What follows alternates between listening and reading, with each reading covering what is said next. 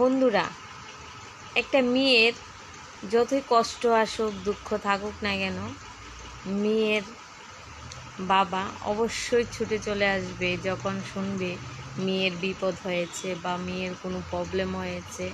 সেই জন্য আমার বাবা শুনেছে আমার বাড়িতে জল উঠেছে, আমার ঘরে জল, আমার সব কিছু নষ্ট হয়ে গেছে, কিন্তু বাবা বসে থাকতে পারেনি, বাড়ির মধ্যে ছুটে চলে আসলো মেয়ের কাছে।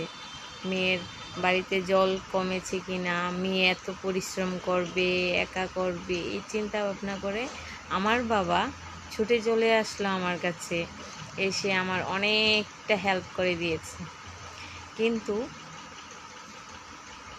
আমি বলি না যে মা ভালোবাসে না, মা ভালোবাসে, মারও তো সংসার আছে, ওইখান দিয়ে মা সংসারটা গুছিয়ে রাখে।